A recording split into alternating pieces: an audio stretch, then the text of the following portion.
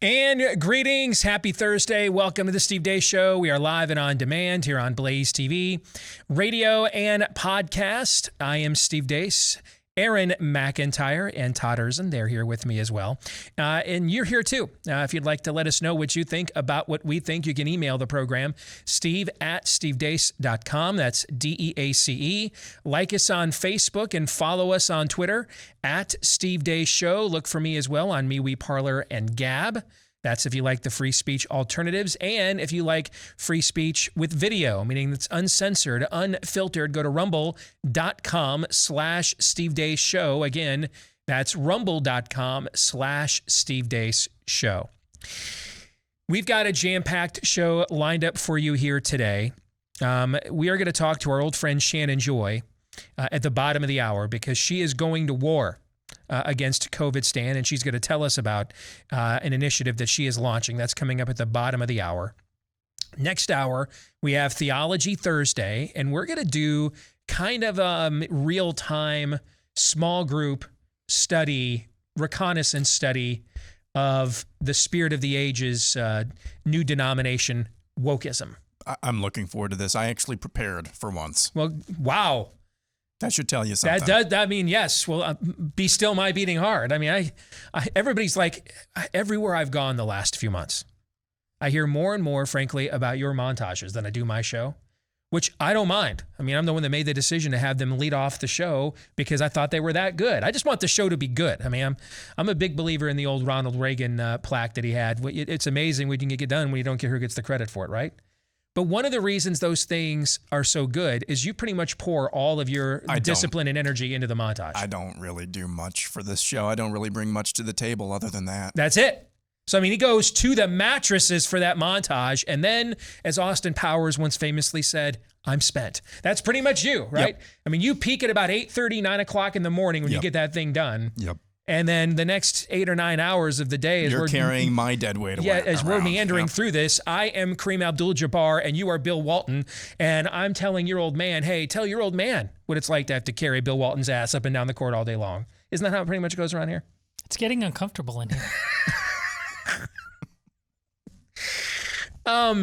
Before, though, we get to Aaron's masterful montage, we'll have Theology Thursday, 3 non-political questions coming up next hour as well. Because this was news that just broke when you finished the montage, and I think we have to touch on it. We were just discussing it right as the show intro was coming on. So the Tokyo Olympics, they're saying now, are going to go forward, but with no fans in the venues. Correct. Why? Because Japan is under a state of emergency with COVID. I can go find you right now multiple articles that have been written over the last year and a half. And I mean multiple, lecturing us on how Japan conquered COVID with the masquerade. I mean, multiple. Not so much, huh? No. Okay. Well, they don't have a massive obesity problem there either in Japan. They do not. They don't. Yeah. So everyone wears masks. Almost no one is obese. And yet, they're under a new state of emergency there with COVID. It's almost as if your mitigation efforts against an airborne contagion, other than trying your best to put all of your efforts into isolating and protecting the most vulnerable.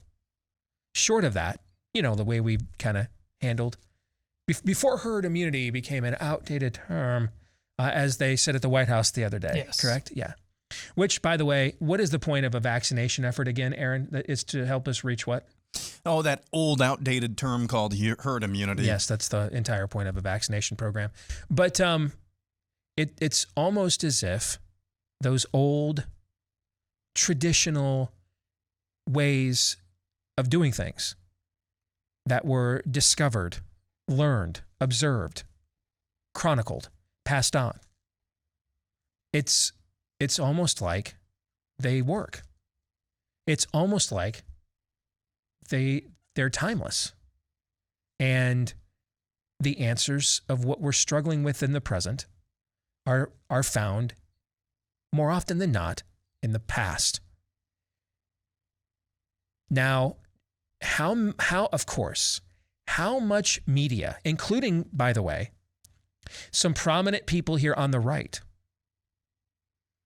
who bought into the masquerade, mask mandates,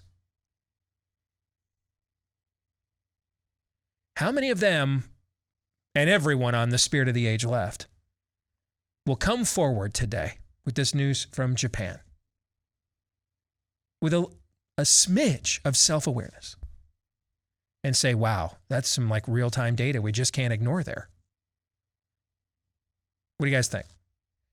How many people should we set aside some time today in our busy schedules to graciously acknowledge and thank for their self-awareness? And hey, no hard feelings. Mercy triumphs over judgment. We appreciate the fact you're coming clean now. Wished you would have done it a year and a half ago, but hey, none of us have no red in the ledger, right? Jesus forgives us today, tomorrow, the next day, right? Sure. So we are happy to practice the same, right?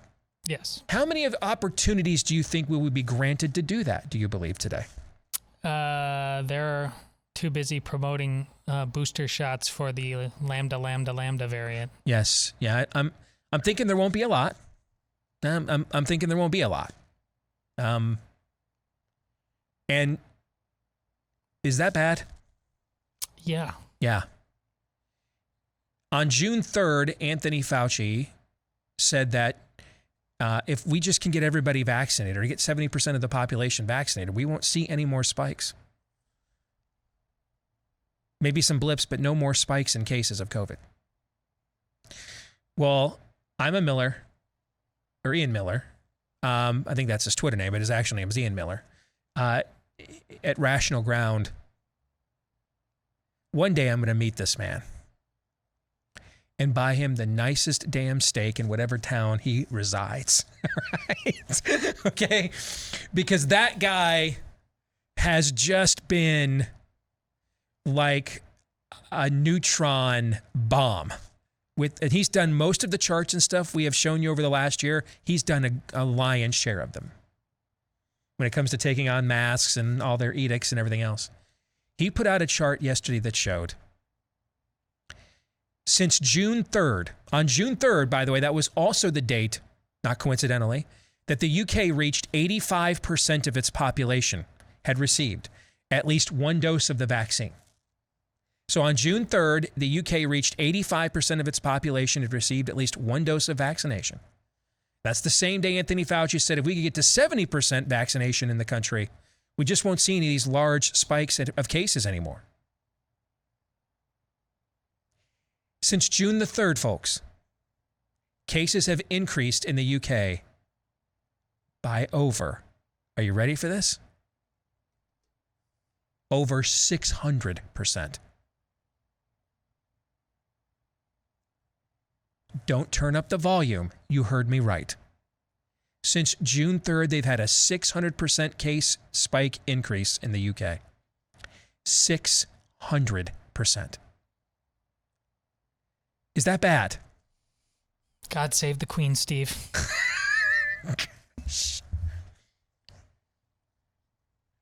I think, and these guys will tell you it's really not my style to spike the ball in the end zone. I mean, I grew up watching Barry Sanders just hand the ball, and I thought one of the best sports douche moves I've ever seen is remember Kenny Anderson was like one of the big high school freshman phenom point guards. He went to Georgia Tech. Remember that kid? My mind went to the Bengals quarterback first. Or him. I gotcha. Yeah, but they had that team that was so much fun with him and Dennis Scott and Brian Oliver, Lethal Weapon 3. And they finally won the ACC, and they like clinched it. I watched them on a Sunday game when NBC did college basketball still. They finally clinched it on a Sunday game at Cameron Indoor. They finally beat Duke at Cameron Indoor to clinch the ACC title. And towards the end of the game, as they're kind of running away with it, Kenny Anderson steals the ball, dribbles down, he has a breakaway. You're expecting like a thunderous dunk or something, right? Just lays it in, man. It's almost as if to say, we knew we had this all along. There's no even point in making an emphatic point. See, I like that. You know what I'm saying? I like it when I know that you know and you know that I know that I got over on you and I don't have to even say it. Now, I am a very, very bad loser. Everybody that knows me will tell you, he's a pretty gracious winner. He is a terrible loser. That's why we have not played a board game in my house in about 5 years. All right. I'm a terrible loser. I'm not going to keep resetting for you, though, why we were right about all of this. Because it strokes my ego. I already hit bestseller list on a book. I don't need any more of that. Got it. Thank you. It's so that this never happens again. We can't ever lose our resolve. This can never happen again. And we need to be more aggressive in pushing back. So I had to get a crown about 3 months ago, had a little cold sensitivity up in that area. And, you know, I've got a speaking engagement in Michigan next month. We're going to Oklahoma for the filming of the movie in August. So I'm going to be out of state a couple times. I'm like, you know what? I don't want to be out of state and have this thing go bad on me. And then I'm really screwed. We're like, you know what I'm saying? So let me go into my dentist yesterday and just to make sure everything's okay and just to get some peace of mind, right? I had no idea because unless you go to the airport in Iowa, you don't see masks like anywhere in our state. At least not on our side of the state. I can't speak for Johnson County and the University of Iowa. I don't know if they're still quintuple masking over there to virtue signal, but everywhere around the part of the state where we live, it's just rare to see one outside of a hospital or an airport, right? It has been for quite a while.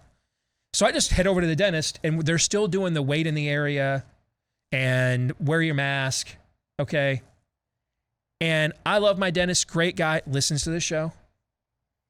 I've gone to that dentist for over 10 years. I finally just said, dude, I held up my cloth diaper. I looked at him and said, dude, really? We're still doing this? Just kind of like the dude code. You know what I'm saying?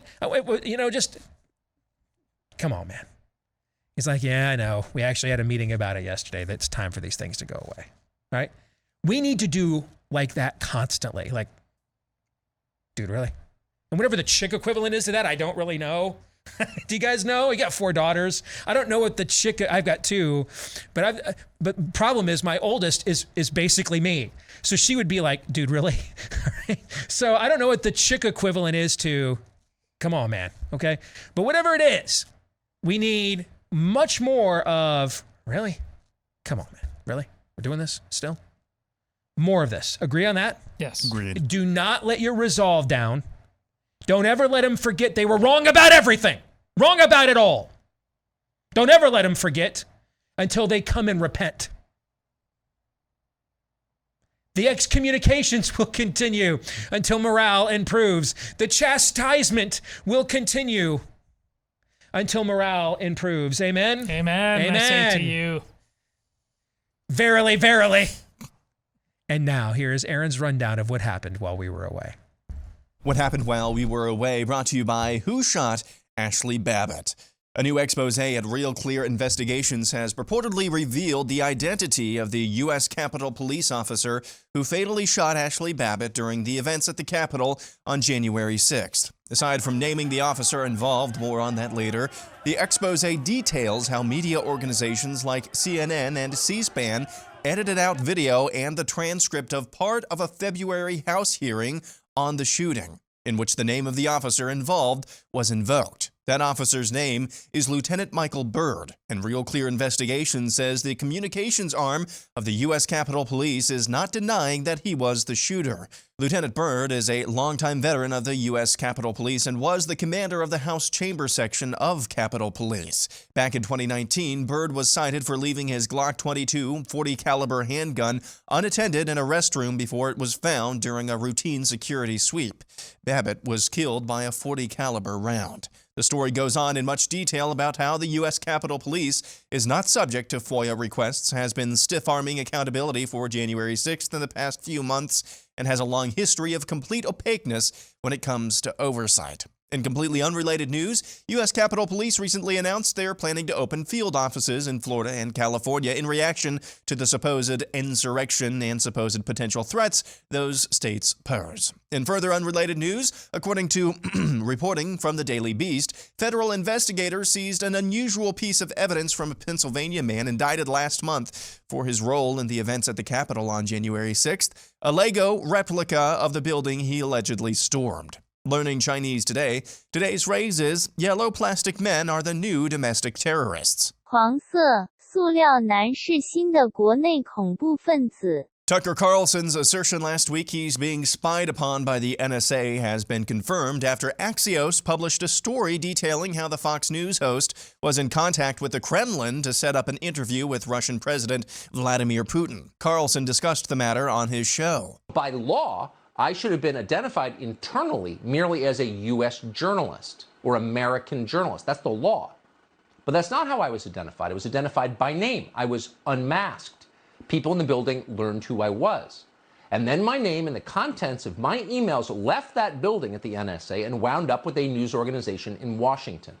That is illegal. In fact, it is precisely what this law was designed to prevent in the first place.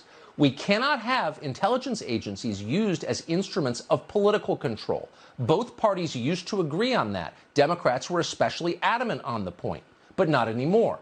So that's exactly what is happening here. New York Governor Andrew Cuomo has declared so-called gun violence an emergency in his state. Picture the border.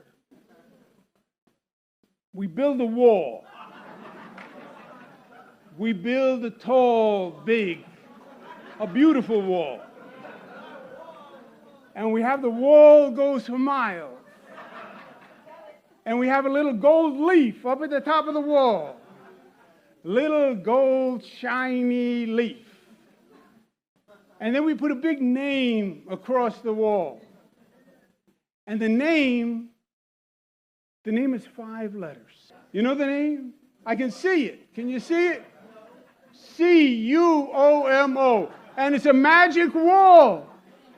People can pass, but illegal guns cannot pass. It's a magic wall. He went on to say, we know how to deal with an epidemic.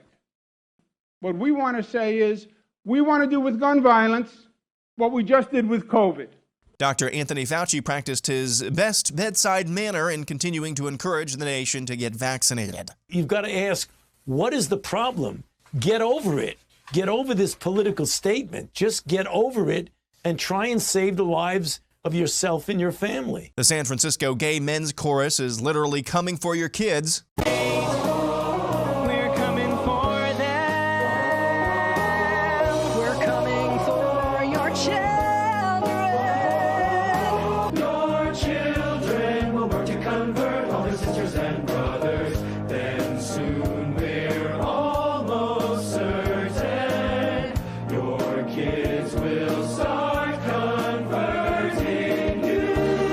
And finally, MRC TV took to the streets of Alexandria, Virginia to ask random people if they think others can become transracial. Recently, a British man had facial surgery to make himself look more Asian because he identified as being Korean. We wanted to ask people, is he Korean now? I'm not answering you, sorry. Was he born, what was he born He's at? White, he's British. Then I would say he's British. He is not biologically Korean. He changed his face medically, but his genes and other things like that did not change. I don't think that changes anything about him necessarily. I don't think that's an identity. You can't identify as an ethnicity. Okay, so you can't be transracial. Well, perhaps you can, but that's not how I think about it. Okay. Yeah. Can you be transgender? Yes. What's the difference? Probably no difference. So you can't be transracial? You cannot be transracial. Can you be transgender? Yes, you can be transgender. He identifies as Asian. But was he born in an Asian family? Was he like? No, but he feels he was born in the wrong body. No. That's what he says. No. So you're not going to validate him, but you'll validate other people. Because that's appropriation of the Asian race. You're catching me on the spot. I haven't ever thought about this before. Okay. Well, think about it now. Okay. Well, if you could be transgender, then yes, you could be transracial. And that's what happened while we were away.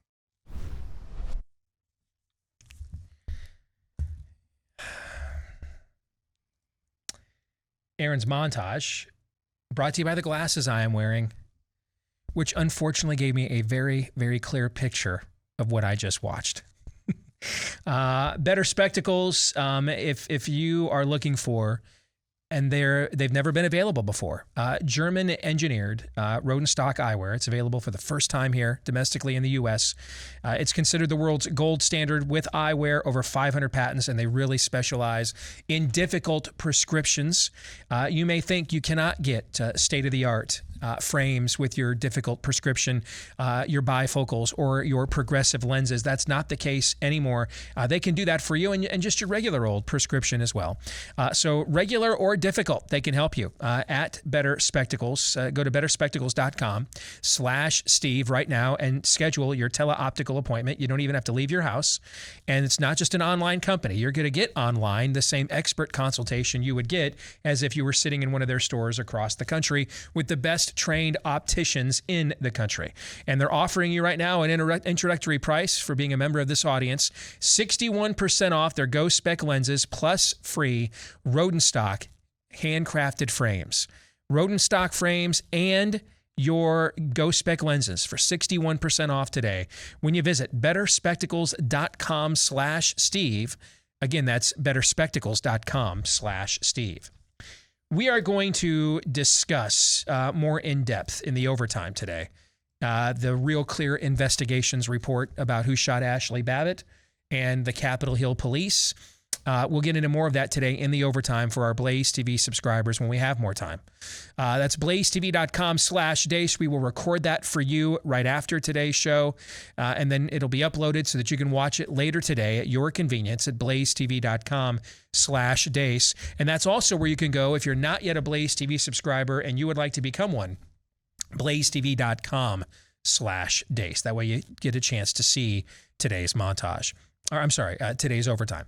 On Anthony Fauci's comments, I mean, he's politicized this thing from the very beginning on multiple different levels. I mean, this is forked tongue level of activity here. He's politicized this thing on multiple levels and now says, stop politicizing that which I've already politicized. It's abusive. Yeah, go to hell. Because that's who you're speaking for anyway, so E.T. might as well phone home. Go directly to hell, because that's the native tongue you're spewing forth anyway, and have been for quite some time. When this is all said and done, and it will either happen in our lifetimes or it will happen in another lifetime when this country is long gone because of events like this, he will be one of the most corrosive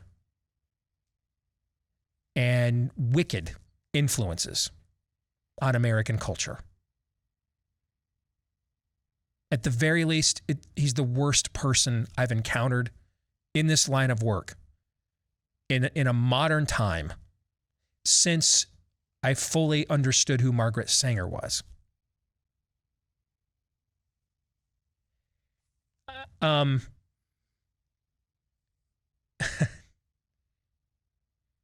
They're just not even going to hide it anymore. If you want to know what the Rainbow Jihad has done and why, there was a book written in the late 80s called After the Ball. I don't know that you can even get it anymore. My guess is it's probably been censored out of existence. You'd have to go find somebody who owns a copy of it. But the book laid out the entire game plan of the Rainbow Jihad. And that ultimately the end game was the kids. Now, why the children? Well, chances are if you're not in a procreative relationship, you're not going to procreate as much as people who are. Fair? The math adds up there. Math does tend to add up that way, yes. Which makes it also, by the way, more difficult for you to pass on your ideals, your notions, your values, your beliefs, right? That's one of the privileges of having children. Absolutely. You get to pass something on. I mean, it's more difficult for your legacy to carry on past you when you don't create a human being in your image that was made ultimately in God's, right? So how do you do that? Well, you take over the places where the kids are and you just co-opt them. What's the number one place where a child will spend their time? Other than the home, it will be school. It'll be in the schools. Yeah. So this has been the Spirit of the Ages youth ministry all along. The EU is threatening Hungary with some kind of extreme punishment if it doesn't let go of its restriction on not allowing rainbow jihad propaganda in the classroom. Why? Because it's been about the kids all along. I mean, ultimately, your fetish, your fad, your affliction, your vice, and we all have vices, we're all sinners. But eventually, though, if you attach an ideology to it, like there isn't an ideology necessarily behind, say, adultery, right? We're not like teaching kids how to better deceive their spouses in the schools, right? There's not like your kids have been in government schools and mine never have, but I don't believe they've done that yet. If the kids come home from Carlisle with a program on when you're older, I mean, here's how to, incognito online. I mean, and here's how to get a burner phone so you don't get Hugh Freezed. I mean, did they do that for the kids? That's the advanced college seminar. Okay, Steve. okay. But you see my point. Yes. There are certain vices, certain fetishes, fads, sins that come attached with an ideology.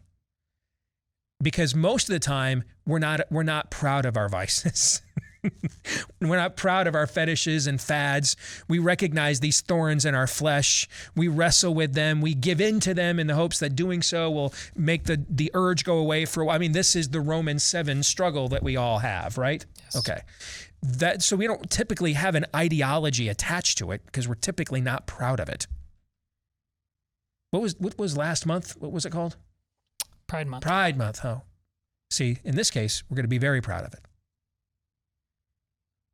And in this case, we're going to make you even prouder. And then we're going to make some proud boys of our own. And then we're going to sick them on you. Is that what the song said? We'll convert your kids and then they will convert you. That's right out of After the Ball, folks. Now, they might have meant this as a troll. Who knows? Okay, I'm sure they did on some level.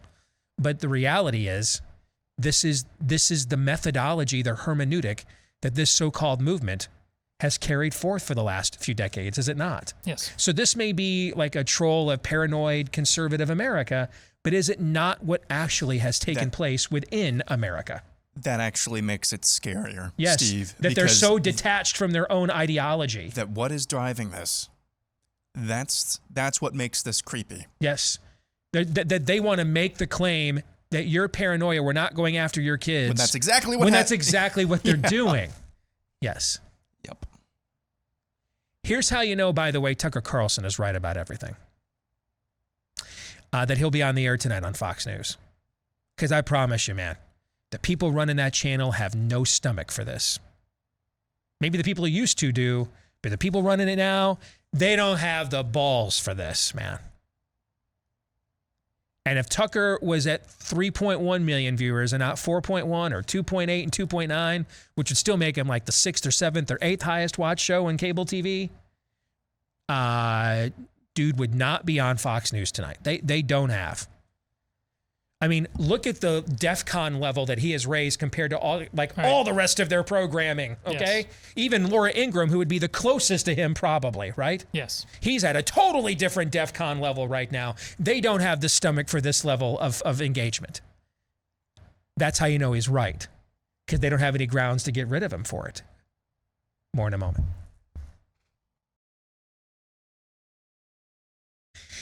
So parents, listen up. I think it's follow the chain of events here. So last year, most American school kids got sent home because of COVID, right?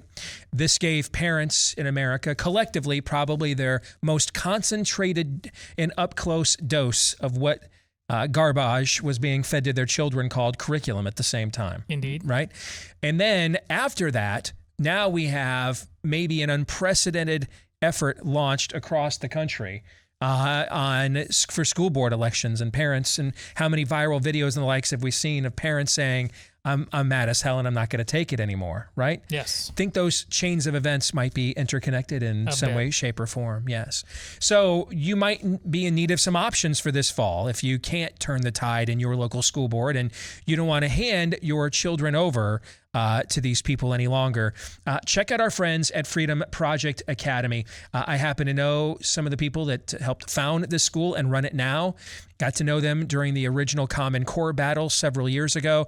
And beyond just my personal knowledge of how good these people are, I've seen how it operates in my own home. Our son Noah did Freedom Project Academy for a couple of years as a student there. So I can't give it a better recommendation than I know them and I let them have access to my own kid.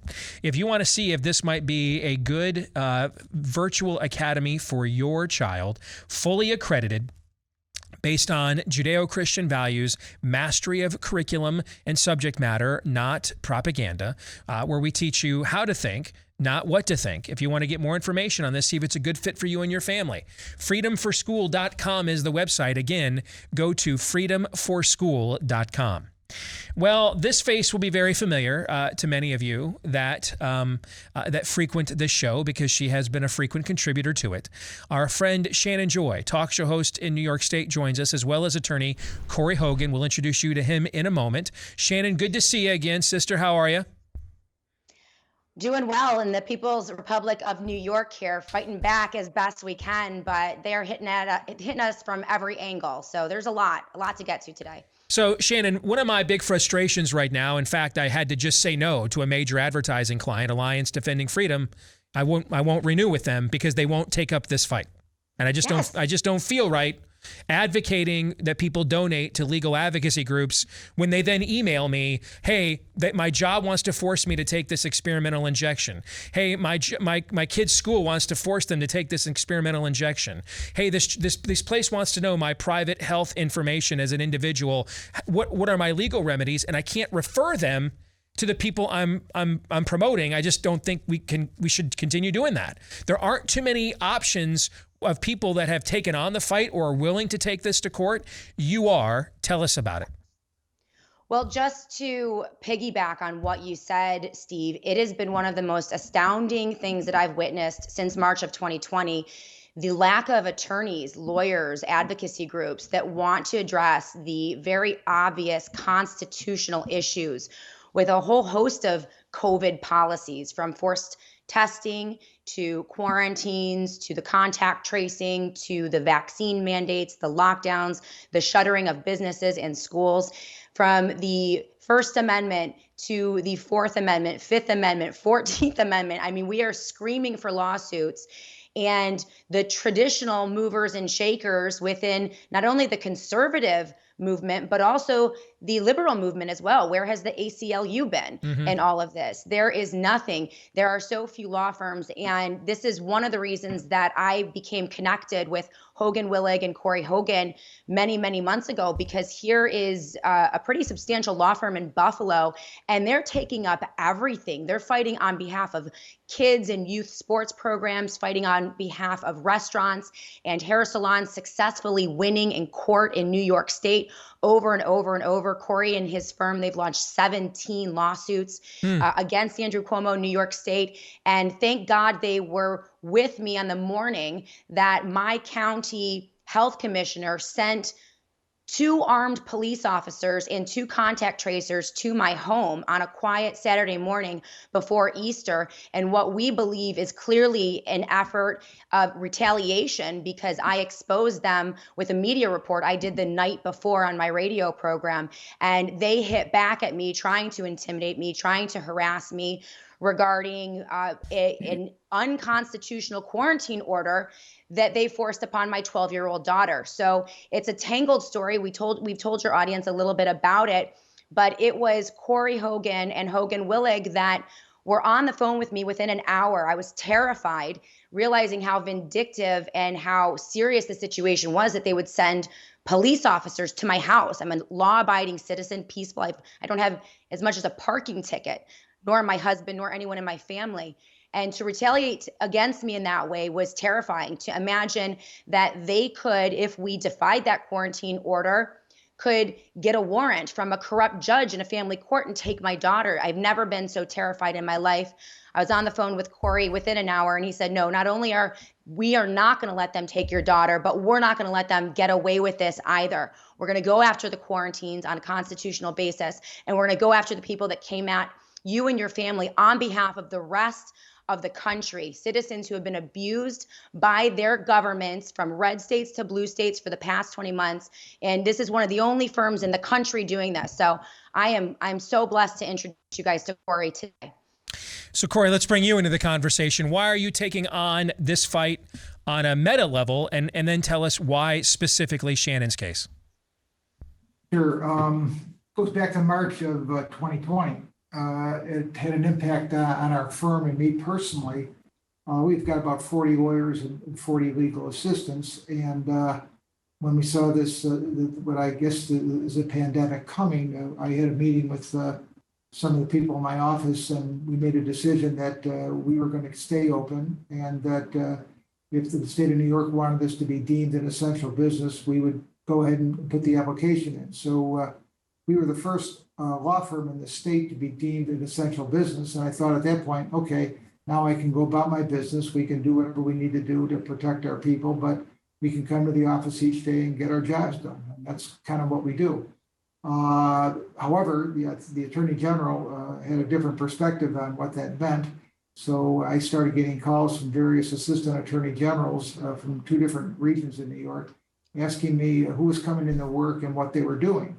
And we thought that was starting to invade what we call the attorney-client privilege. In addition, it got worse than that. They started having people outside our office in cars, unmarked cars, taking plate numbers down of people that were coming to our office. I said, what country am I operating in here? So at that point, we brought out our own lawsuit against Andrew Cuomo of the state of New York and the Attorney General's office, and said, this is not appropriate. So when we brought that federal lawsuit, they backed down, they stopped bothering us, and we were allowed to resume our normal activities of going about our business, practicing law. Once that occurred, we started hearing from different groups. There were certain groups that were being picked upon by the state, and they were making their own decisions as to where viral transmissions were occurring without any basis for it. They were just basically going by their gut. So they started with hair salons because they figured if people are touching other people, that must be a problem. Then they went on to restaurants. Well, to make a long story short, the state of New York back in December of last year, Andrew Cuomo went on and said, here's the science. And they had 46,000 contact points.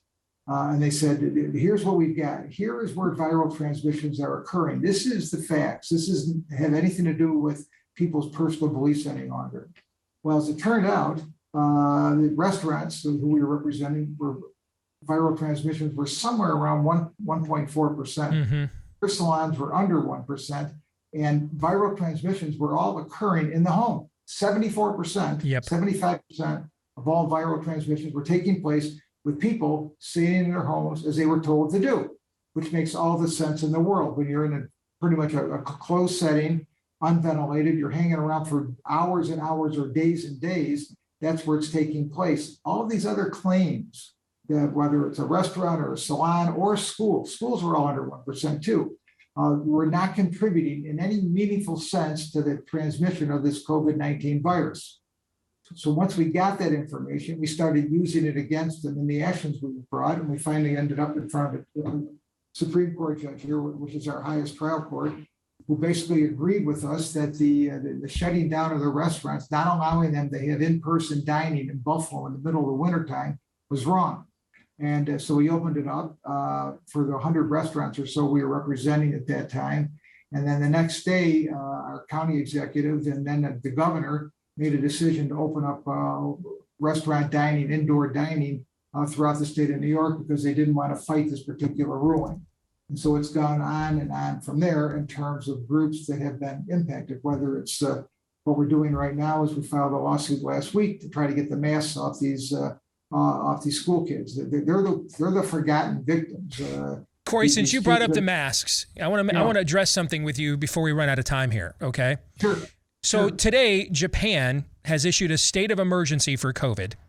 On multiple occasions, and I could document this for you, the media in the West has used Japan as an example of conquering COVID with masks. Today, they've announced a state of emergency, and they've announced the Tokyo Olympics will go forward, but with no fans in the stands. Now, their obesity rate nowhere near ours, and of course, that's the leading comorbidity for COVID, et cetera. If you went into a court and said, if an island nation fully masked with one of the leanest, slenderest populations in the world could not use masks, if masks don't show efficacy in Japan, what the hell is the evidence for continuing doing this to Americans? What would happen if you did that in a court of law, Corey?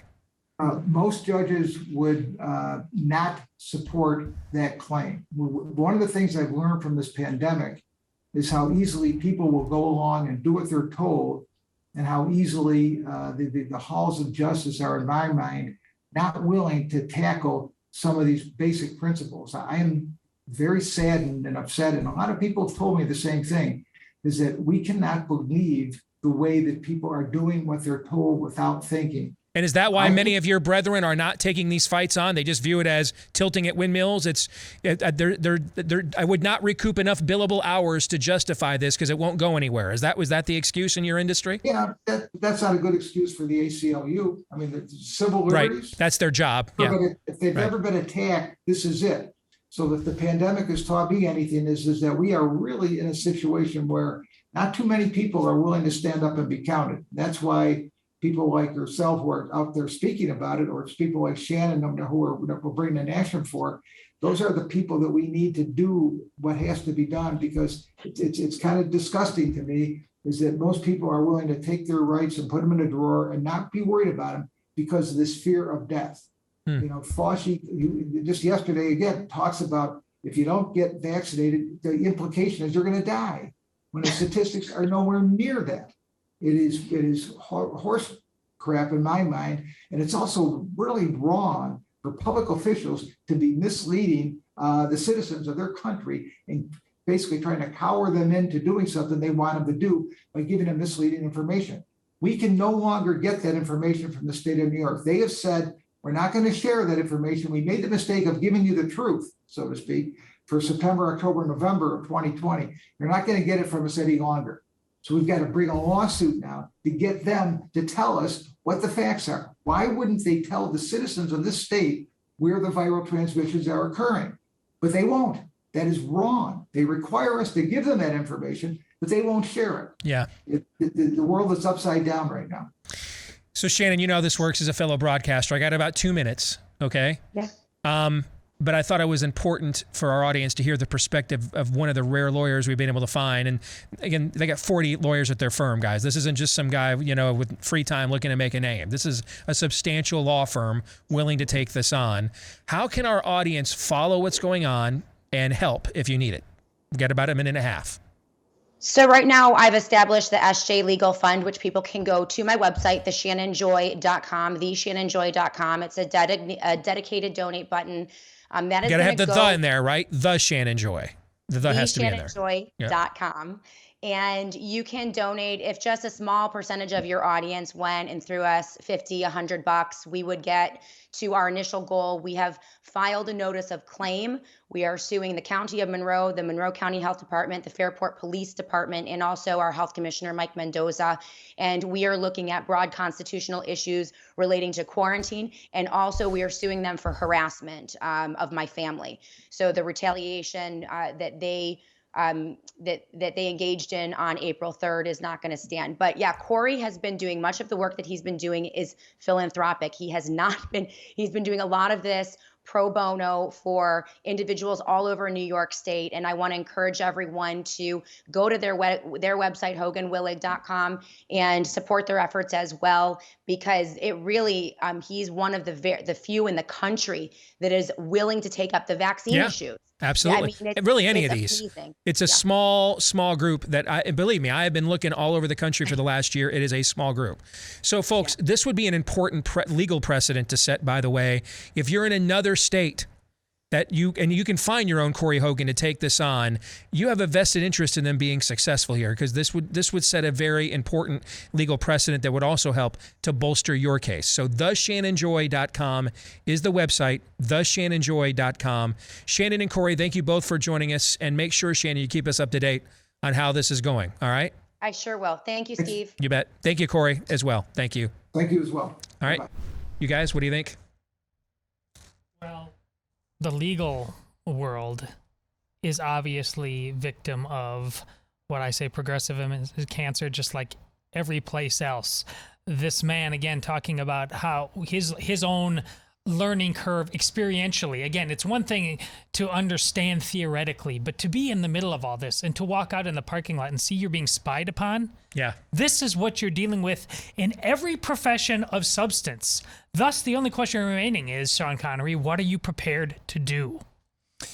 Yeah, as I was listening to Corey speak there, and this is not, as you said, Hogan Willig is not a small operation. This is one of the premier, if not the premier law firm in that region, at least in Buffalo. I'm thinking to myself, is he the only person, the only lawyer who's actually actually has the eyes to see and the ears to hear? That early, he was talking about these measures back in March, because I sure as heck haven't seen any lawyers of that stature who are willing to do this. So this is, as you said, Steve, incredibly important, and we'll be keeping an eye on it. And I hope this will wake up some other attorneys out there who see things the way that the American people do, by and large. We'll come back. Theology Thursday is next.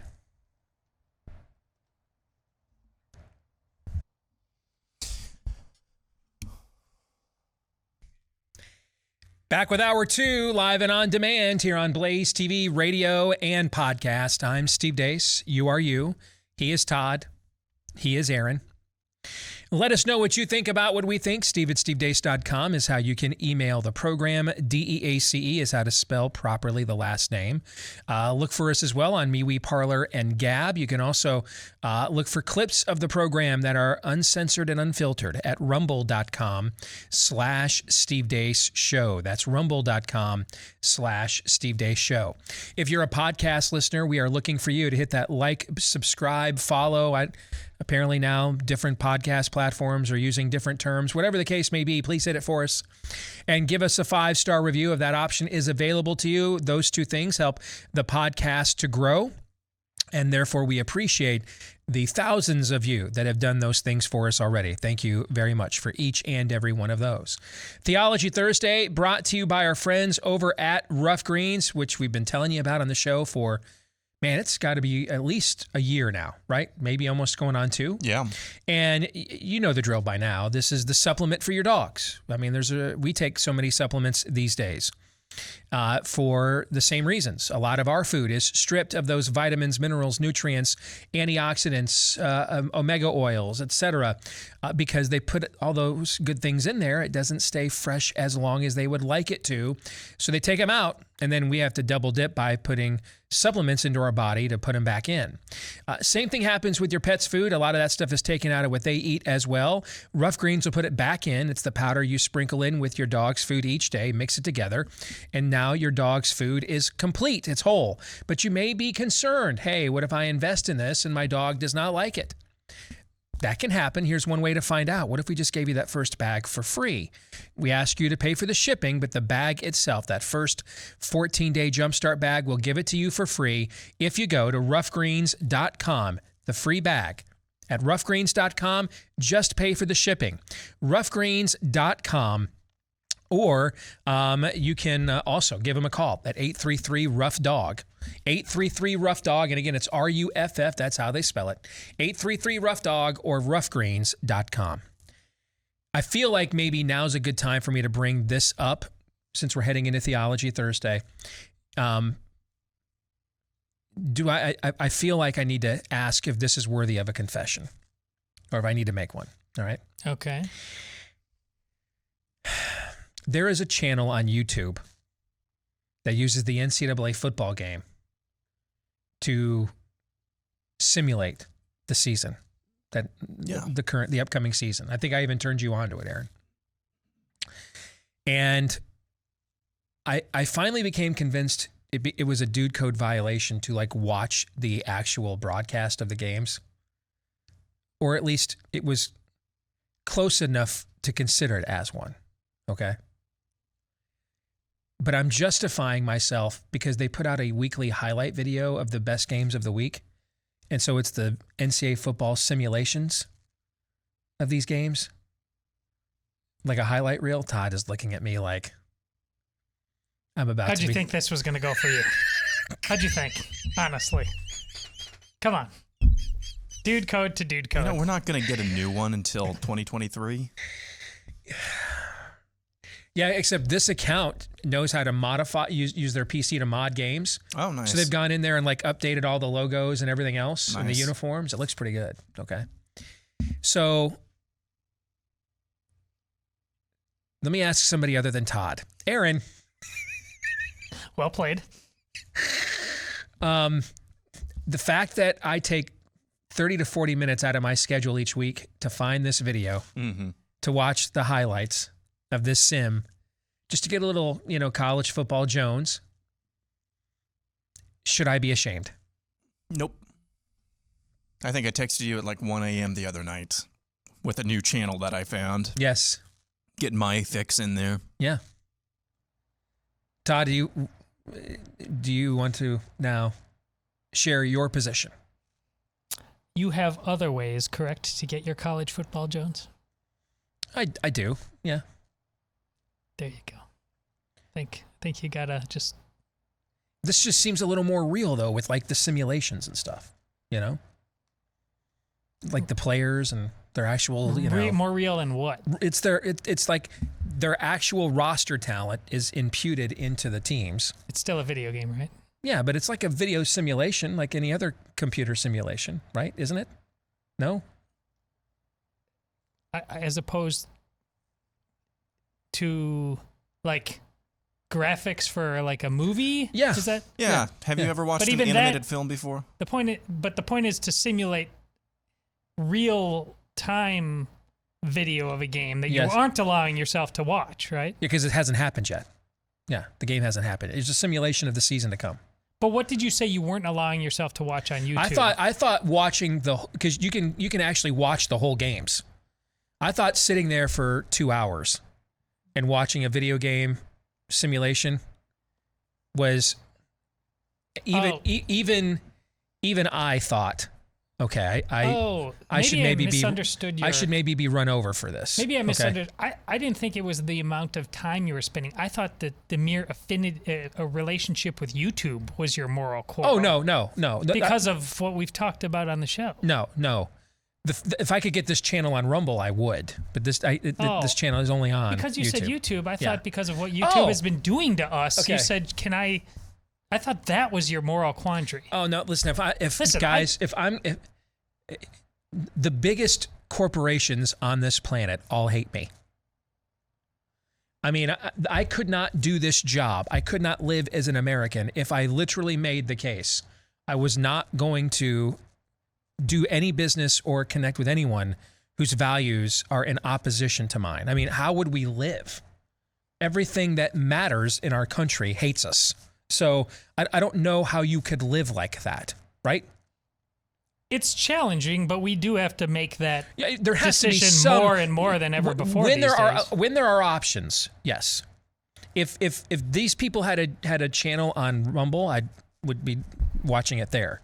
Okay, but it's almost impossible to live completely disconnected from the people that are trying to end our way of life. I don't know how you could possibly do it. Well, then my answer is simple and clear because I've given it before. If you are like Steve Deace and put faith, family, freedom, and all the real-life responsibilities, not just theoretical, the actual flesh-on-the-bone responsibilities, if you put those first and foremost and then engage in this, no problem. If you don't do any of these things, and you know who you are, because that's most of you, then this is a problem. All right, I can live with that standard. So it's like 9, 10 o'clock at night. Everybody else has gone to bed. I'm winding down. I give 30 minutes to this. I know that's how you live. That's fine. But like if in the middle of it, the wife texts me and says like, time for bed, if you know what I'm saying. I'm not permitted to like text back, hey, let me finish watching this first. That's a clear due code violation, yes, correct? We're about to talk about the holy trinity of wokeism. Yes. If you've made this kind of thing part of your holy trinity, that's bad. Okay, all right, there we go. All right, thank you. I feel better now. All right. You lost me at YouTube, man. Okay. I didn't even think about the whole, because you know what? I've just had to learn to separate. I've got so many boxes to live my life. You know what I'm saying? I just have to compartmentalize everything. Otherwise, what I do here would just swallow up everything, because I'm so aware. You know, my wife said to me the other day at dinner, "Man, it just seems like everybody we know, it's like everybody's marriages are struggling right now." I'm like, "Well, you're a therapist. No one comes to you, says, hey, I want to schedule an appointment. My marriage is going great." No one does that, right? Mm-hmm. Okay. And then I realized after I said that, I'm like, wait a minute. How much does that also, though, impact my perspective overall of the state of the culture? Because where I go to work every day is where the fire is hottest, right? Mm-hmm. Okay. To avoid this consuming every single aspect of my existence, I have to be a master compartmentalizer. I just have to be. And so I've got all kinds of things in boxes and departments in my mind just to function as a normal person, so that this does not drive me insane. So I have it in my mind. It never even dawned on me that I said YouTube when we banned it as a mention, because I was talking about something totally separate from this violation. You know what I'm saying? Right. Because I don't know how can I live without, I mean, YouTube's a Google company, right, Aaron? Correct. Okay. I mean, how do I live? Google's the largest corporation in the world. Google knows more about me than I know. How do I live like I'm living in a Google-free world? Well, step one, not do this for a living any longer. Do something else, Mm-hmm. right? You know what I mean? There's just no way to detach ourselves from this fully. That doesn't mean if there's opportunities to punish those that you think are deserving of it, don't pass on them, but be realistic here. It's Nikolai Carpathia is easier to detach yourself from if you were a member of the Tribulation Force in a Left Behind book than it is to detach yourself away from Google. Seriously. Point taken. Yeah. Especially when you do what we do. All right. So let's get to this note for Theology Thursday. And I love how when they start like this, I've gotten this so often. And I can't tell if it's a compliment or not. Wasn't a fan originally, but I've become a huge fan of the show. Or if that just speaks to the dearth of other options available, and then eventually you just took Bobby Knight's advice and realized I might as well just go ahead and it's inevitable and enjoy it. Okay. Your coverage of Corona has been spectacular. You guys help me to reaffirm my anti-Fauciism daily. My question for you is, if wokeism is its own religion and modeled somewhat as a counterfeit format of Christianity, like a lot of the enemy's counterfeits are modeled that way, right? Okay. How would you answer the following questions? And Mike writes, that's who sent us this note. What do you think makes up the holy trinity of wokeism? What are the sacraments of wokeism? What are the holy sites? What are the prayers, refrains uttered by its followers daily? I'd love to hear all of you guys' thoughts on these. So let's do a little enemy recon Theology Thursday, shall we? Okay. All right. So if we all agree this is the most contemporary, the most trending denomination or iteration of the spirit of the age religion right now is wokeism, right? Yes. In the past, we might have said it was postmodernism, right? But it's wokeism right now, right? Okay. Let's take these one by one. What's the holy trinity of wokeism? And Aaron, since you told me you actually did advanced work on this, I'm making you go first every time. I want to know what Aaron with advanced work looks like. Set your expectations low, and I will probably still not exceed them. No, the holy trinity of wokeism is the government, the science, and the emotion. God the Father, God the Son, God the Holy Spirit. That's God the Father supersedes all in their minds. The science is their savior, and the emotion indwells them and controls everything they do. Wow, dude. I don't know that I even want to try to answer this question now, because he's worked out a full-fledged hermeneutic, a triune hermeneutic on this. He's got a hierarchy there. Okay. He even invoked one of my favorites from Chesterton: when the government removes the God, the government becomes the God, right? Mm-hmm. I mean, that's a good answer, man. What do you think, Todd? Well, I thought about it as well, to truly tap into that which we understand about the Trinity, and that we do see through a glass darkly on some level, on the 3 and 1, 1 and 3. And here, so that I have the expert, the victim, and the inner child. Now, the paradox of not being fully understanding of the 1 and 3 and 1, 1 and 3 here their version of it is the expert and the inner child. They simultaneously always tell you how we are the ones who know. We are the ones who know. But then my truth comes from, you have these people who are in their 40s telling you childish things about their reality that we would never expect from children. So they simultaneously have both of those things going on. And then the victim is obviously really important because it absolutely flips Christian atonement on its head. We're the sinners in Christian atonement. We need the victim that is Christ, that is God. They flip it completely on its head. They are the victims, the people. They have been done wrong. Therefore, they are the God in their equation. They are the ones that are without blemish. So there's a lot of potential there in asking this question, more than just kind of a fun run through. I mean, because this is the White Witch in Narnia. Mm-hmm. When she kills Aslan, she puts on his mane. It's so badly, even if they don't understand it, want to be him. I think your answer is really good too. In fact, I think your answers can complement one another. Sure. Because I hear Aaron give the, instead of the Westminster Confession or the Heidelberg Catechism, Aaron giving the Berkeley Confession and the Harvard Catechism. The high-minded, the serious philosophical, who are there? Augustine's, Malcolm Muggeridge's, level of Soren Kierkegaard, level of figures on their side. That's how they would define it academically, what he said, right? Mm-hmm. But if I went to the Spirit of the Age or on the street, you kind of gave me the Shack version of it. So for those of you that don't know, by the way, if you love that book, it's a very well-written book. It's also a heresy. Okay, it's the whole book's view of the Trinity is what's called modalism, or the idea that the Trinity lives in a mode at a certain time as opposed to all of time at once. Doesn't mean it's not a well-written book, even not really a heartwarming tale. It's an extremely well-written book. That's why it had to be dealt with on some level. Yes, just understand that it's wrapped around a heresy, but when I've read the book, I couldn't decide if the author meant for it to be a heresy or not. Meaning that, did the author even know what modalism was? Or, because if you read the book, The Shack, it's clear that author comes from some kind of a lefty background and then got converted.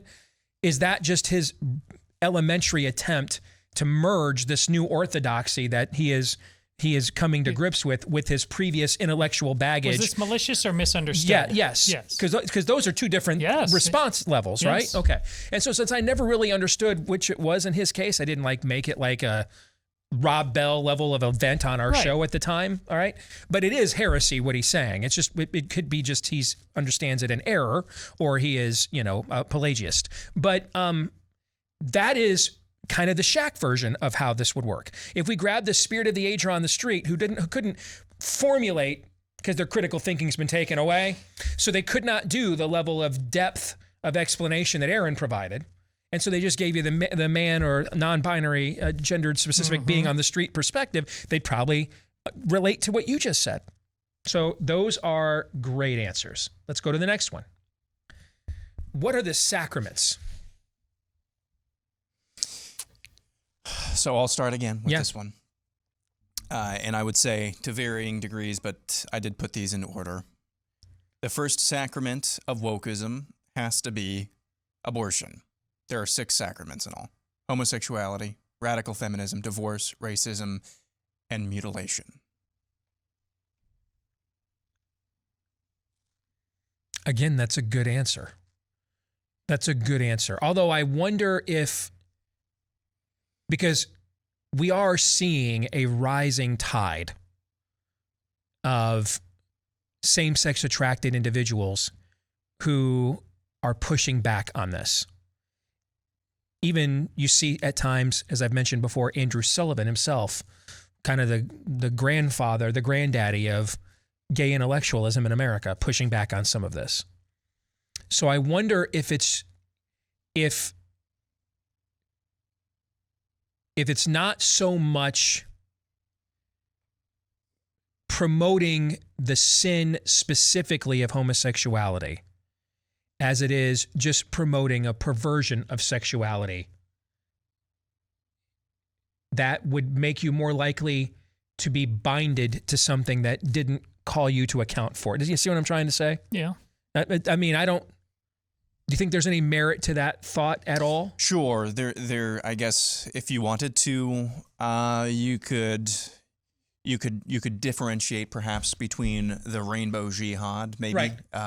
And some other critical thinking version of that. But for all intents and purposes, in the West, wokeism, for the most part, they are intertwined. You're right about that. Yeah. And I don't know, is there an equivalent to Rick Grinnell, that kind of a figure, Dave Rubin in England, in France? Or do we just have that uniquely in America because of a lot of our liberty-based traditions that have obviously eroded in potency but are not completely extinct at the same time? Andrew Doyle. Andrew Doyle, say, yeah. yes. Yeah, that's one. Yeah, okay. All right, what's your answer? Because his answer is really good again. I didn't go full on 7. I have, this is easier. I have abortion, transgenderism, and mandatory vaccination. Where's intersectionality fit into that? Or are you guys itemizing essentially their intersectionality scale? Okay, yes. I gotcha. Okay. All right. Which is what, to me, the sacramental life is. It's more specific. So Okay. that's... At the end, I'm going to explain why itemizing this out the way we are doing it right now is so vitally important. Okay, remind me to do that when we get to the end. Mm-hmm. Okay, holy sites. Where do they hash? So, I mean, there are obvious examples: Tiananmen Square, Auschwitz, 3801 Lancaster Avenue, West Philadelphia, things like that. But I think I don't think the spirit of the age really needs holy sites. I think wherever the spirit of the age is, you be like God as well. That's I don't think there's one square inch of dominion over all of dominion, which the spirit of the age does not shout mine. So I don't think holy sites are really apropos here. From the grave, Abraham Kuyper sees what you did there. Mm-hmm. Okay, a little turn of phrase. What do you think? I think they told you what their holy sites were with the march through the institutions, newsrooms, schools, courthouses. Yeah, I like that answer a lot. Yeah. Yeah, I think there you go. And look at how their holy priests and sacrificial prostitutes behave on TikTok when they make a video. You know, that's religion going on when the journalists tell you how we're standing on this wall and the teachers, I must teach CRT. It's a cult. You know, to reinforce your point, why do the world's 3 main religions fight for hegemony or representation in Jerusalem? Right?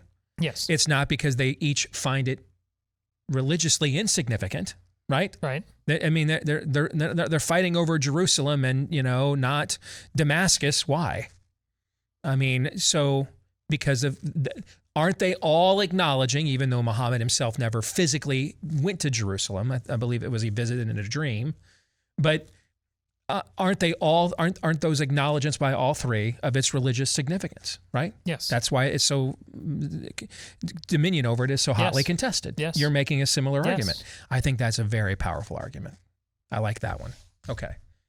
Let's go to prayers and refrains, mantras, if you will, dialectics, doxologies uttered by the followers of wokeism every day. Aaron, I'll let you start again. I'll just keep it brief. I hope someday you'll join us and the world will be as one. Little John Lennon Imagine. I like that.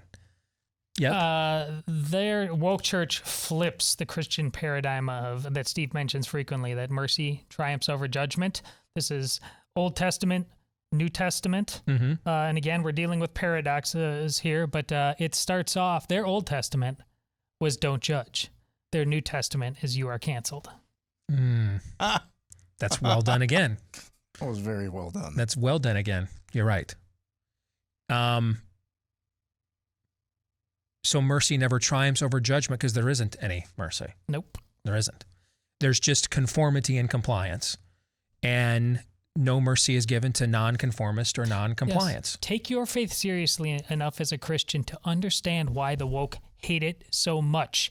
And that's how you will figure out what it's all about and what it's trying to do to you and how to defeat it. If you don't, this isn't a game I was playing. I just did the math. By the way, you guys, the time you spent this morning trying to get into the enemy's head, how'd you feel doing that, by the way? You got a little dose of what it was like writing a book like A Nefarious Plot or A Nefarious Carol? What was that like? How long have I worked for you? Are you saying working closely with me for the last 6 years has gotten you close to I was ready being for in the enemy's head? I was ready for the 10 minutes I took this morning after that long, and at the register for 12 years. So, all right, anything else before I talk about at the end here why itemizing these things with specificity I think is important? Anything else you guys want to mention? I just think, I just want to reiterate what Todd said. It's not a game. It's very, very much a religion. And it's very intentionally so a religion. It is very intentionally so a religion. Mm-hmm. The spirit of the age, the one who commandeers, controls, steers that, is hell-bent.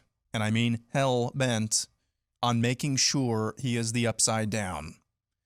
That it is it's the double middle finger towards God. And so everything is turned upside down and inside out. That's the goal. It's a bug. It's not a bug. It's a feature.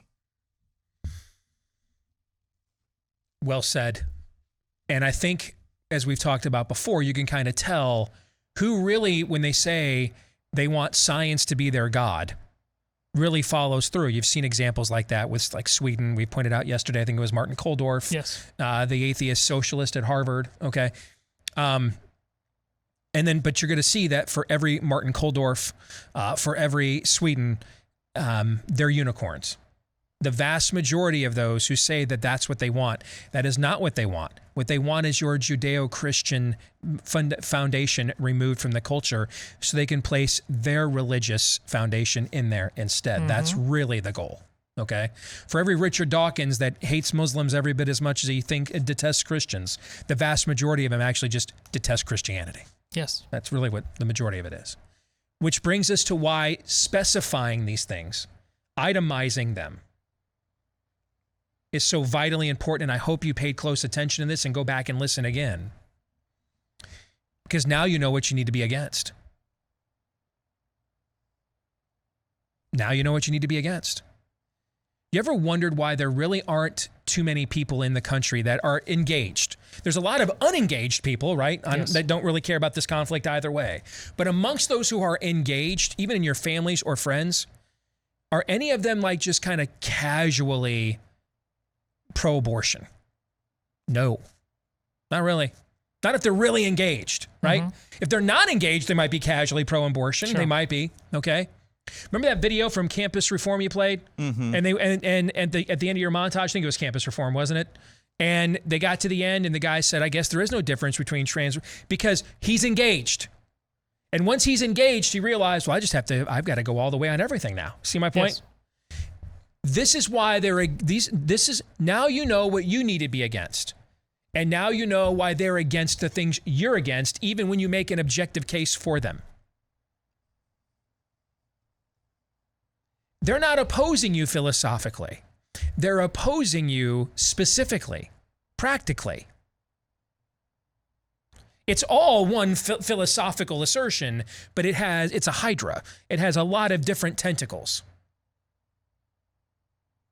Whatever will let us kill kids, whatever will give control of your kids. It doesn't make a difference. Why do you want control of kids that you don't think should even have a right to, right? Yes. Because it's not about any of that. You're looking for a consistent stream of thought. It's just about raw power. That's all that it's about, power and control. They're against anything that doesn't grant it power and control.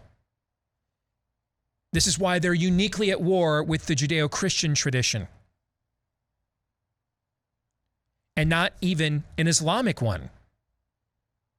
Because we're sitting here in the 21st century, and cultures that are mired in Islam still want to have an autocratic, authoritarian control over their people like it's the 8th century, right? Yes. Christianity and Judaism have already had all these conversations, internal dialogues with itself for centuries now. Why? Because its God invites critical thinking. The God of the Muslims does not. So now you know specifically what you need to be against. That's why we itemize those things out for you specifically. 3 non-political questions are next. It's grilling season across America. Probably going to eat more red meat this time of year than the rest of the year combined, which, given how much red meat Americans eat, that is saying something. You know what goes great with red meat? A really good red wine. One of the best you're going to find, imported from Argentina. Really dark red wine made from Malbec grapes. They grow there at about 9,000 feet. And by the way, these grapes have been lab tested. They are loaded with a heart health nutrient called resveratrol. That is some powerful stuff, helps with both heart health, brain health, and a lot of studies. And you can find a lot of that resveratrol in the red wines made by our friends over at Patriot Wine. Here's what you won't find in them, though. A bunch of sugar and additives. Fewer chemicals, fewer additives, 90% less sugar. Don't think, though, that takes anything away from the taste whatsoever. The 3 of us have each tried a bottle of this, and all 3 of us enjoyed it quite a bit. So if you want to give it a shot right now, Patriot Wine is offering you 50% off their best Malbecs, as well as 50% off the shipping. So you save half on both ends. Right? You're not going to get a better tasting imported foreign wine for a better price than this. 50% off the best Malbecs as well as 50% off the shipping when you go to patriotwine2021.com. Again, that's patriotwine2021.com. And now it is time for 3 non-political questions. We all have questions. Who am I? Why am I here? Where am I going? Who am I? A search and a question of identity. Why am I here? A question of meaning and purpose. Where am I going? Question of destiny. Some better than others. What sort of morality, or proto-morality, would you expect to find in a chimpanzee troop? Injecting some levity into the demise of Western civilization. It's 3 questions on the Steve Deace Show. Yes, we need a little bit of break from the demise and fall of Western civilization. 3 non-political questions on the Steve Deace Show. Hopefully they're good. Probably not. How's that for a sales pitch?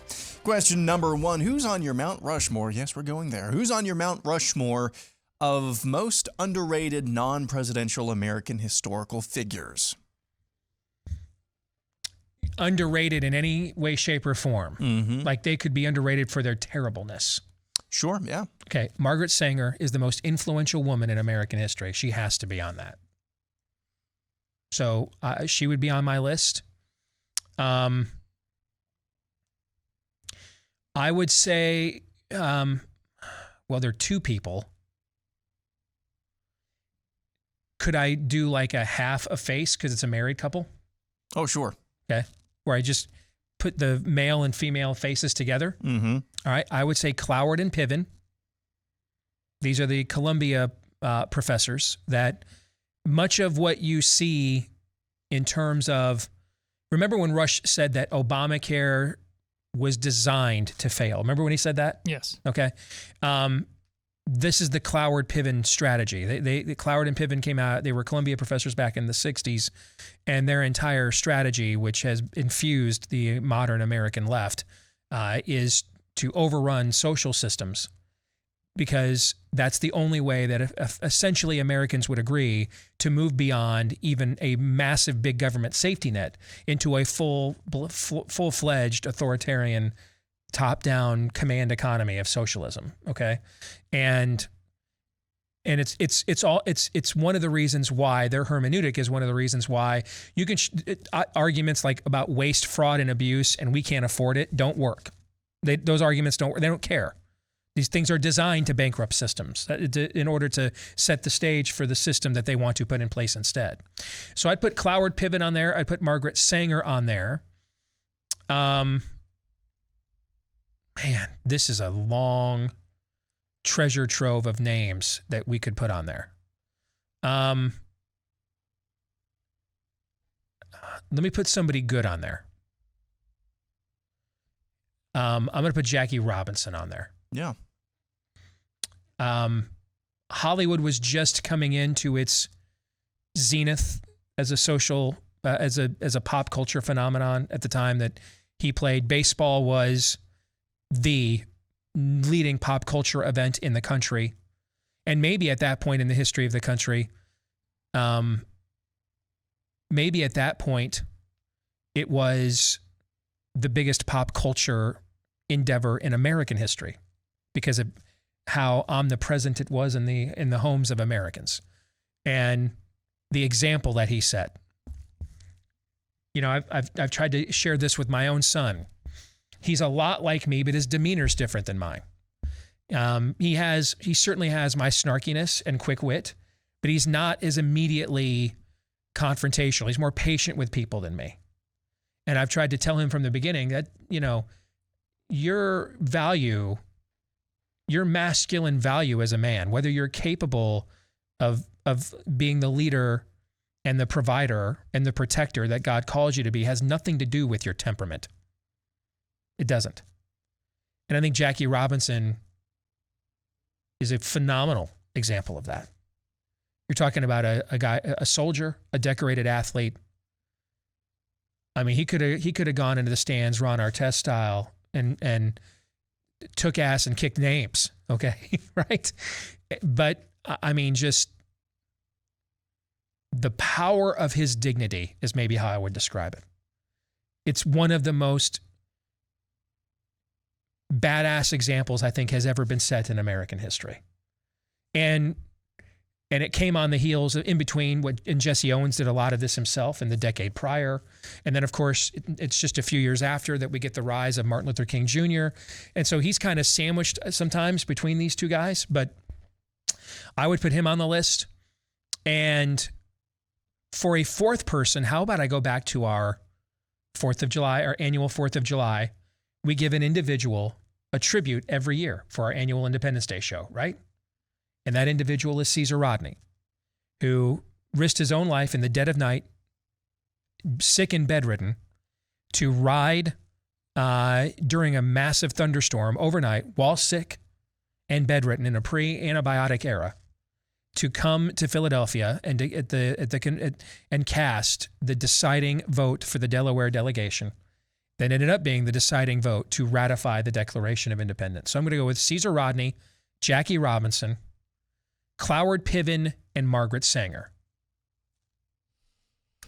Let's see. I will go with John Dewey, the father of progressive education in America. That's a great one. Yes. I would go with John Marshall, the great. I don't know, what was he like? He's actually like the third Supreme Court justice, I think. Maybe. Yeah. The first one that Chief really, Justice, but first one that really mattered. Yes. Absolutely. Shaped the court. I would go with Cal Ripken Junior. In a far more pedestrian extent than Jackie Robinson. And I mean, obviously, Steve and I share an affinity for Jackie Robinson. But Cal Ripken was everything that the whole steroid controversy that came right after his great record all of that race for glory, that all these guys already had the glory. They were great players, and they had to just have more and more and more. Cal Ripken just showed up to work every day. And that record is a thing of beauty when he broke. And the tribute, he broke Lou Gehrig's record. Another great man, and ultimately just, it's like Joe DiMaggio. Why do you play, when somebody asked a kid or asked him, why do you play so hard every day? Because I don't know when it's going to be some kid's first time seeing me play. That's an ode to the purity and the goodness of baseball. And then I need a fourth. Boy, just throwing it out there. Pop culture. Bobby Flay. That guy's a witch. He just beats everybody at their own game. It's unbelievable. A master chef. There's somebody more important than that, but we got to get through this, so that's my guy. Can I tell you a little brief anecdote about Cal Ripken Jr.? Oh, yeah. The first interview I ever landed in my media career was with him. I was brand new in sports talk radio, went over to Kansas City with some press credentials, and the Orioles were coming in. It was his last year, and it was the last time that the Orioles were ever going to be at Kauffman Stadium. He was injured, but he was going on the road trips with the team anyway in order to meet fans and everything else. And 10,000 degree day in August, and he stood out there and gave me all the time that I wanted for an interview. I mean, I was brand new in this business. Okay, I had not done anything at all yet, and the fact that he really took seriously the legacy that of aspect of the game. So even in his last year on injured reserve, he's traveling with the team to see as many fans as possible. And I have in my man cave today a framed photo of me getting the chance to interview him. So here for him. For me, no particular order. Cornelius Vanderbilt, the namesake of Vanderbilt University, but a guy, I guess you could call him a railroad or transportation baron, really improved transportation in the United States and allowed the manifest destiny to spread.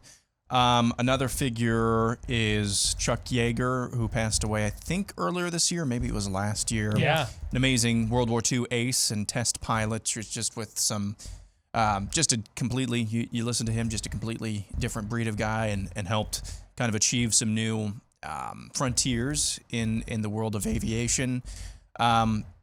Jack Trice, the namesake of Jack Trice Stadium in Ames here in Iowa. And then finally for me, it's William Randolph Hearst for not the greatest of reasons. I think he's one of the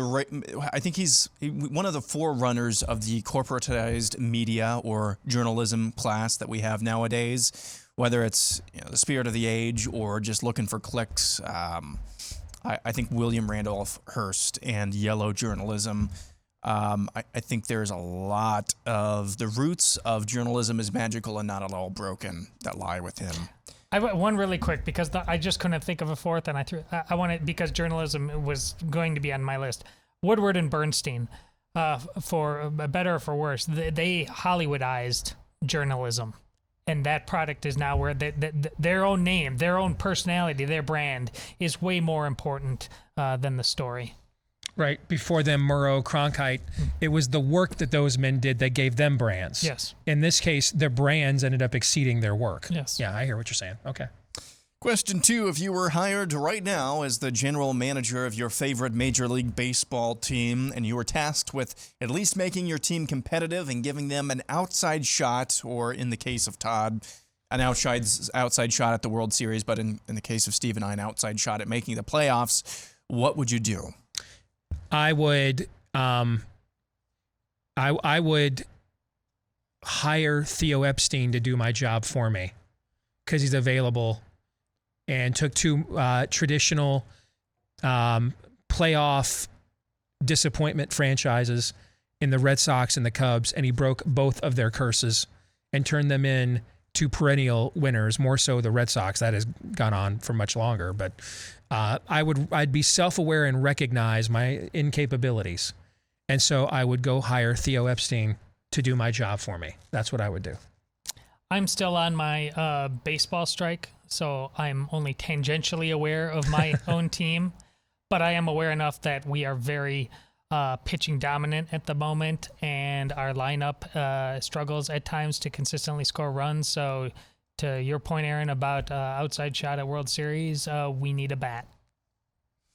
I would raid somebody's pitching because I mean, the Cardinals need a bat as well, but goodness gracious, their relief pitching especially. It seems every time I've paid attention to them this year, their relief pitching is letting them down. So I'd get probably starting pitcher, at least a really good relief pitcher. Go out there and trade whatever you need. Maybe you could do a trade with the Brewers. Question 3, never too early. What storyline do you want to see in the next Mandalorian? And if you were hired to fix Star Wars, what story would you tell? I added that last part because I know Star Wars. I also on a Star Wars strike. I know. So I'll let you answer first. What's your answer? What storyline would I? Yeah, what storyline would you tell, or how would you fix Star Wars? I would if I did the Mandalorian, the redemption of Cara Dune. That's the storyline I would tell. Okay, I'd put Cara Dune in every dang episode I could possibly excuse, and people would wonder, is this the Cara Dune show? That's the Gina Carano character. Is this the Cara Dune show, or is this the Mandalorian? That if I was in charge of the Mandalorian, that is what I would do. And if I could fix Disney as a whole, is that what you're at? Or Star Wars as a whole? Star Wars as a whole. Star Wars as a whole is, I would, again, the answers to the problems of the present are found in the past. I would go back and rediscover the formula that Lucas tapped into in the 70s originally. Not when he was more cynical and politicized, and when he, wrote about Newt Gunray and Lot Dodd, Obi-Wan Kenobi is saying only the Sith speak in absolutes. Well, then, how the hell do you know what it is you're trying to uphold? Okay, how do you know that what you believe today is not bad tomorrow? I mean, that just went off the rails. I would go back to, you know what I do? I'd go read the original shooting scripts of all 3 of those films. And the first 3. And then I'd be like, let's spend $300 million recreating that formula for a modern audience. Yep. That's what I would do. I'm not being attempting to be glib, but I would stop making all of it for a decade. Let it rest in peace. And then come back to it. Yep. I think, so as far as The Mandalorian goes, so I formulated this so Todd could answer as well, because I know he's on a Mandalorian or maybe Star Wars strike, but for The Mandalorian, Cara Dune would be fine. We need to know who Grogu is. That's what I would do next. That was my main frustration with the end of that. We don't know who this little Yoda is. We don't know who that is. Yeah. Kind of need some answers to that question, and maybe how the Mandalorian's paths cross again with him. So we need answers to that. I like that too. How would I fix Star Wars? I would bite the bullet. And I would decanonize this latest trilogy. It's not canon anymore. Sorry. I would get rid of that as canon goes, and then go back to the drawing board. Maybe I like Todd's idea of just letting it rest in peace for a decade, though. Michael Avenatti, from presidential candidate, self-anointed by MSNBC to CNN to sentenced to prison today. Nice. That's your media, folks. Back at it again tomorrow, John 3:17.